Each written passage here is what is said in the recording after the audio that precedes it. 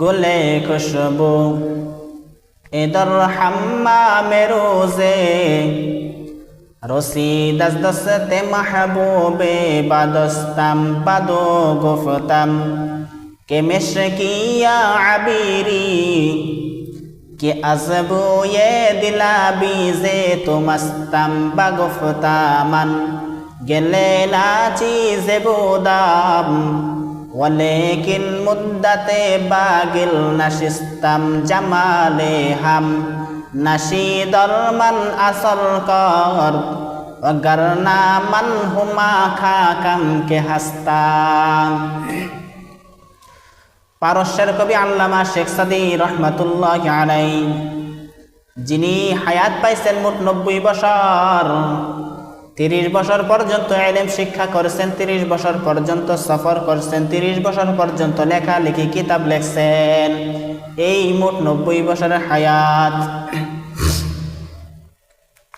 আল্লামা শেখ সাদি রহমাতুল্লাহি আলাইহি কেমন কবুল হয়েছেন উনার নাম প্রত্যেকটা মানুষের অন্তরে অন্তরে উনার নামে মানুষ পায়জামা বানায় উনার নামে মানুষ গাড়ি বানায় উনার নামে মানুষ কত ফ্যাক্টরি বানায় উনার নামে মানুষ কত পণ্য উনার নামে বানায় শেখ সাদি পণ্য শেখ সাদি গাড়ি শেখ সাদি পায়জামা শেখ সাদি মেল ফ্যাক্টরি এই আল্লাহর ওলি আল্লামা শেখ সাদি রহমাতুল্লাহি আলাইহি দুইটা কিতাব লেখছেন গুলিস্তা এবং বুস্তা অনেক কিতাব লেখছে তার মধ্যে প্রসিদ্ধ দুইটা গুলিস্তা বুস্তা কারণ এই দুইটা কিতাব কওমি অঙ্গনে পড়ানো হয় উনি বলিয়া গেছেন আসমানের মধ্যে যতদিন পর্যন্ত চন্দ্র সূর্য ঠিক থাকবে ততদিন পর্যন্ত আমার এই দুইটা কিতাব গুলিস্তা বুস্তা এই পৃথিবীর মধ্যে ঠিক থাকবে চলবে আসলেই তাই এই কিতাব দুইটা কওমি অঙ্গনে পড়ানো হয় গুলিস্তা এবং বুস্তা এই আল্লাহর ওলি কেমন কবুল হয়েছেন কেমন কবুল হয়েছে আল্লামা শেখ সাদি রহমাতুল্লাহি আলাইহি একদিন গোসলখানার মধ্যে প্রবেশ করছেন গোসল করবে হঠাৎ করিয়া দেখে কোথায় থেকে মেশকের ঘ্রাণ নাকে আসতেছে মেশকে আতরের ঘ্রাণ নাকের মধ্যে আসে ডাইনে তাকাই গ্রান পাই না বামে তাকাই গ্রান পাই না সামনে তাকাই গ্রান পাই না পিছনে তাকাই গ্রান পাই না উপরে তাকাই কোনো গ্রান পাই না হঠাৎ করে লক্ষ্য করলেন নিচে লক্ষ্য করলেন দেখেন একটা মাটির একটা ডেলা মাটির একটা টুকরা এটা দেখলেন হাতে উঠাইলেন হাতে নিয়া নাকের কাছে আনলেন হঠাৎ করিয়া দেখে এই মাটির ডেলা থেকে মেশকে আতরের ঘ্রাণ নাকে আসে আল্লামা শেখ সাদি রহমাতুল্লাহি আলাইহি মাটিকে প্রশ্ন করলেন হো মাটি তুমি এত সুন্দর ঘ্রাণ কোথায় থেকে পেয়েছো মাটিকে প্রশ্ন করার পর মাটির জবান খুলে গেছে মাটিও বলতেছে আমি ঘ্রাণ পাইছি কোথায় থেকে জানেন আমি ঘ্রাণ পাইছি আমি একটা ফুল গাছের নিচের মাটি ছিলাম ফুল গাছের নিচে মাটি হঠাৎ করিয়া দিন যায় রাত্রি যায় দিন আসে রাত্রি আসে ফুলের পাপড়িগুলো জড়িয়া জড়িয়া আমার বুকের মধ্যে পড়ে এই ফুলের পাপড়ি পড়তে পড়তে অনেকগুলো হয় এই ফুলের পাপড়ির ঘ্রাণ আমি নিয়ে নেই আমার ভেতরে চলে যায় যেই মাটির কোনো দাম ছিল না এই মাটি ফুলের কারণে দামি হয়ে গেছে ফুলের ঘ্রাণের সোহবত পাওয়ার কারণে ফুল গাছের সোহবত পাওয়ার কারণে মাটি খাঁটি হয়ে গেছে হে গোলাম আল্লাহর গোলাম যেই মাটির কোনো অস্তিত্ব ছিল না যেই মাটির কোনো দাম ছিল না এই মাটি ফুল গাছের সোহবত পায়া যদি দামি হইতে পারে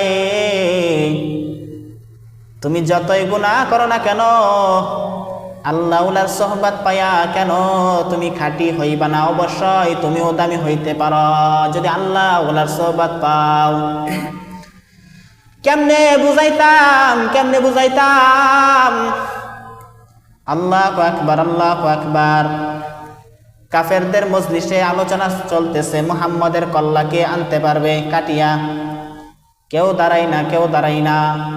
হযরত উমর দাঁড়ায় গেলেন। ওই সময় উমর মুসলমান ছিলেন না, কাফের ছিলেন। উমর দাঁড়ায় বলতেছেন, আমি পারবো মুহাম্মাদের কল্লা আপনার সামনে আনতে। সবাই তাই বিশ্বাস করলেন, কারণ উনি অনেক শক্তিশালী এবং সাহসী ব্যক্তি ছিলেন। এজন্যই তাকে দায়িত্বটা দেওয়া হয়। উনি তরবারি লইয়া ছুটতেছেন, মুহাম্মাদের কল্লা কাটবে। নাউজুবিল্লাহ। হঠাৎ করিয়া রাস্তার মধ্যে এক সাহাবীর সাথে সাক্ষাৎ। সাহাবী তাকে জিজ্ঞেস করলেন, কোথায় যাইতেছেন? যাইতেছি মুহাম্মাদের কল্লা আনতে। সাহাবী বললেন, আগে সর্বপ্রথম তোমার পরিবারের খোঁজ নেও, এরপরে তুমি মুহাম্মদ সাল্লাল্লাহু আলাইহি ওয়াসাল্লামের কল্লা কাটো। তার বাড়ির মধ্যে তার বোন ছিল এবং ভগ্নিপতি ছিল, ছোট বোন এবং ছোট বোনের জামাই, এই দুইজন ছিলেন। তারাও মুসলমান হয়ে গেছে। এখন বাড়ির মধ্যে প্রবেশ করলেন। বাড়ির মধ্যে প্রবেশ করিয়া দরজার মধ্যে নক করছে। এই দিক দিয়া বোন এবং ভগ্নিপতি উভয়জন ভয় পাইতেছে, কারণ তারা তো মুসলমান হয়ে গেছে। বাই তো মুসলমান না, বাই তো কাফের, উমর তো কাফের। দরজা খুলছে। খলিফাতুল মুসলিমিন জানতে পেরেছেন যে আমার বোন ইসলাম ধর্ম গ্রহণ করছে, আমাদের ধর্ম ত্যাগ করিয়া মুহাম্মাদের ধর্ম অনুসারী হয়ে গেছে। এটা খলিফাতুল মুসলিমিন উমর জানতে পারলেন। জানার পর দরজা খুললেন। দরজা খোলার সাথে সাথে বোনের কপালে ছুরির পাছা দিয়ে একটা বাড়ি মারছে। বোন বেহুশ হয়ে জমিনে পড়ে গেছে। এরপর তার ভগ্নিপতির দাড়ির মধ্যে ধরছে। দাড়ির মধ্যে ধরিয়া অনেকগুলো ছুরি দিয়া সার দিছে। বনে আইসা পায়ে পরে সারে না, আবার মার দিছে, আবার দূরে সরিয়া গেছে। এরকম ভাবে আবার নিজের বোনের জামাইকে মারছে, দাড়ির মধ্যে আঘাত করছে, দাড়ির মধ্যে ধরিয়া অনেকগুলো ছুরির পাছা দিয়ে অনেকগুলো পেটাইন দিয়েছে। কিন্তু অনেক মারধর করার পরে, অনেক সময় মারামারি করার পরে এখন উমরের মনটা একটু নরম হয়ে গেছে, রাগটা একটু কমছে, মনটা একটু নরম হয়েছে। মানুষের যখন কোনো রাগ হয়, রাগ উঠলে কোনো হুঁশ থাকে না, যেটা পাই সেটা ভাঙ্গা ফেলায়, যেটা পাই সেটা ধ্বংস করিয়া ফেলায়, যাকে ইচ্ছা তাকে মারে। যখন রাগ একটু নিবারণ হয়, ওই সময় সে পস্তাইতে থাকে। ঠিক খলিফাতুল মুসলিমিন হযরত উমর রাদিয়াল্লাহু তাআলা আনহু যখন রাগ উঠছে, বোন এবং ভগ্নিপতি উভয়জনকে মারছে, রাগ একটু নিভছে, মনের মধ্যে একটু লজ্জাবোধ করতেছে, ভগ্নিপতিরে মারলাম, নিজের বোনকে মারলাম। মনটা একটু নরম হয়েছে। নরম হওয়ার পর জিজ্ঞাসা করতেছে, তোমরা কি পড়তেছিলা? দুলাভাই বলতে ভগ্নিপতি মানে ছোট বোনের জামাই, তারা কি পড়তেছিল জিজ্ঞেস করলেন। হযরত খলিফাতুল মুসলিমিন উমর রাদিয়াল্লাহু তাআলা আনহু তখন মুসলমান ছিলেন না, কাফের ছিলেন। জিজ্ঞেস করার পর বনে বলতেছে, কোরআনের একটা আয়াত পড়তেছিলাম, মনটা কিন্তু নরম হয়ে গেছে। আল্লাহু আকবার, আল্লাহু আকবার। আল্লাহ রাব্বুল আলামিন বলেন, মান ইয়াহদিহিল্লাহু ফালা মুদিল্লা লাহু ওয়া মান ইউদ্লিলহু ফালা হাদিয়া লাহু।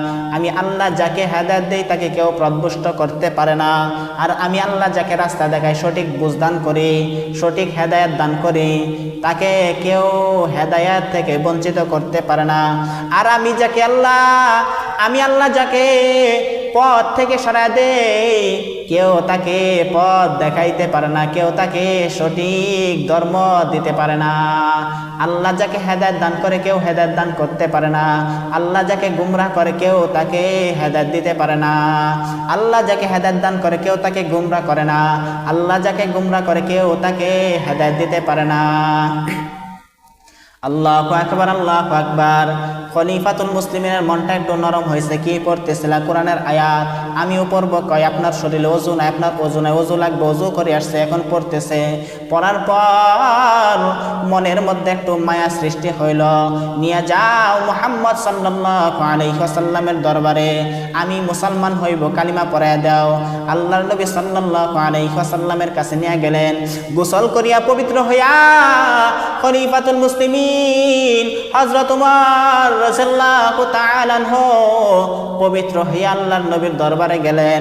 গিয়া বলতেছে, ইয়া রাসূলুল্লাহ, আমাকে কালিমা পড়ায়া মুসলমান বানায়া দিন। কালিমা পয়রা মুসলমান হয়ে গেছে। আল্লাহু আকবার, আল্লাহু আকবার। যেই ব্যক্তিটা রসুলের কল্যাণতে গেলেন, এই ব্যক্তিটা রসুলের সোহবত পায়া খাঁটি মানুষ হয়ে গেলেন। 10 জন সাহাবাইদেরকে আল্লাহর পয়গম্বর বিনা হিসাবে জান্নাতের সার্টিফিকেট দিয়েছেন। এর মধ্যে 2 নাম্বার খলিফাতুল মুসলিমিন হযরত ওমর রাদিয়াল্লাহু তাআলা আনহু, 1 নাম্বার হযরত আবু বকর রাদিয়াল্লাহু তাআলা আনহু, 2 নাম্বার উমর রাদিয়াল্লাহু তাআলা আনহু, 3 নাম্বার উসমান বিন আফফান রাদিয়াল্লাহু তাআলা আনহু, 4 নাম্বার আলী বিন আবি তালিব রাদিয়াল্লাহু তাআলা আনহু, 5 নাম্বার আব্দুর রহমান বিন আউফ রাদিয়াল্লাহু তাআলা আনহু, 6 নাম্বার আবু উবাইদা রাদিয়াল্লাহু তাআলা আনহু, 7 নাম্বার সাঈদ বিন যায়েদ রাদিয়াল্লাহু তাআলা আনহু, 8 নাম্বার আবু তালহা রাদিয়াল্লাহু তাআলা, 9 নাম্বার জুবাইর রাদিয়াল্লাহু তাআলা আনহু, 10 নাম্বার সাহাবী সাদ বিন আবি ওয়াক্কাস। এই 10 জন সাহাবাইদেরকে আল্লাহর নবী বিনা হিসাবে জীবিত অবস্থায় দুনিয়াতে জান্নাতের সার্টিফিকেট দিয়ে দিয়েছেন। এর মধ্যে 2 নাম্বার হযরত খলিফাতুল মুসলিমিন বিনা হিসাবে জান্নাতের সার্টিফিকেট পেয়েছেন। আল্লাহু আকবার, আল্লাহু আকবার। একটা গুনাহগার ব্যক্তি একজন ভালো ব্যক্তির সোহবত পায় কতটুকু পরিবর্তন হইতে পারে। যেই উমর মুহাম্মদ সাল্লাল্লাহু আলাইহি ওয়াসাল্লামের কল্যাণতে যায়, এই ব্যক্তিটা আল্লাহর নবীর সোহবত পায়া ঈমান নিয়ে আসে, কল্যাণের বিনিময় ঈমানটা নিয়ে আসলো। ওয়াকারনা ফি বুয়ুতিকুন্না ওয়ালা তাবাররাজনা তাবাররাজাল জাহিলিয়াতিল উলা। আল্লাহু আকবার, আল্লাহু আকবার। কত সুন্দর কথা।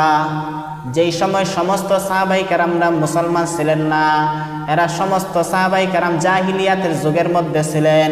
নিজের আপন মেয়ে হইলে জীবিত দাফন করে ফেলাইতেন, একটু মায়া লাগতেন না। আপন মেয়ে হইলে জীবিত দাফন করতেন। ন্যাংটা উলঙ্গ হইয়া কাবা শরীফের চতুর্পাশ দিক দিয়া তওয়াফ করতেন। এই আইয়ামে জাহিলিয়াতের যুগে সমস্ত মানুষ সোনার তৈরি হয়ে গেলেন, সোনার মতো পবিত্র হয়ে গেলেন। কেমনে হইছেন? আল্লাহর নবীর সোহবত পায়া হইছেন। ফুল কেমনে, ওই ফুলের মাটি কেমনে দামি হয়েছে? ফুলের গ্রান পাইছে, যার কারণে খাঁটি মাটি থেকে খাঁটি হয়ে গেছে। উমর রাদিয়াল্লাহু তাআলা আনহু কেমনে গুনাহগার থেকে খাঁটি হইলেন, কেমনে মুনি মুক্তার মতো হয়ে গেলেন আল্লাহর নবীর সোহবত পায়া। সমস্ত সাহাবায়ে কেরাম কেমনে দামি হইলেন? একমাত্র আল্লাহর নবীর সোহবত পাই। আল্লাহর নবীর সোহবত পায়া সমস্ত মানুষ মাটি থেকে খাঁটি হয়ে গেছে, দামি হয়ে গেছে, হীরা মুনি মুক্তার মতো দাম বাড়িয়া গেছে। যেই মানুষকে বলা হয় ওয়াকারনা ফি বুয়ুতিকুন্না ওয়ালা তাবাররাজনা তাবাররাজাল জাহিলিয়াতিল উলা, আইয়ামে জাহিলিয়াতের যুগের মধ্যে যারা ছিলেন নিজের আপন মেয়ে হইলে জীবিত দাফন করতেন, ন্যাংটা উলঙ্গ অবস্থায় তওয়াফ করতেন কাবা শরীফ। এই ব্যক্তিরা এত সোনার মানুষ হইলেন, আল্লাহর নবীর সোহবত পাইছে, বিনিময় তারা সোনার তৈরি মানুষ হয়ে গেছে। আল্লাহু আকবার, আল্লাহু আকবার।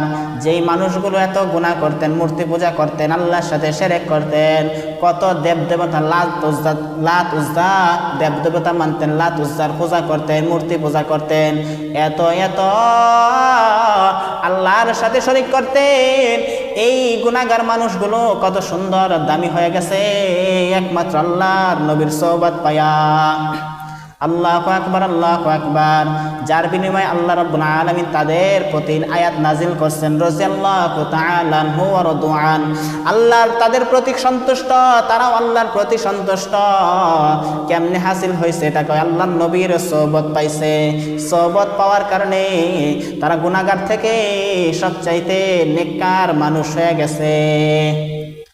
বিনিময় আল্লাহ পাক রব্বুল আলামিন তাদের জন্য আয়াত নাজিল করেছেন, রাদিয়াল্লাহু তাআলা রাদুআন। আল্লাহ তাদের প্রতি সন্তুষ্ট, তারাও আল্লাহর প্রতি সন্তুষ্ট। এত নৈকট্য কেমনে অর্জন করছে? এক নাম্বার আল্লাহর নবীর সোহবত পায়া।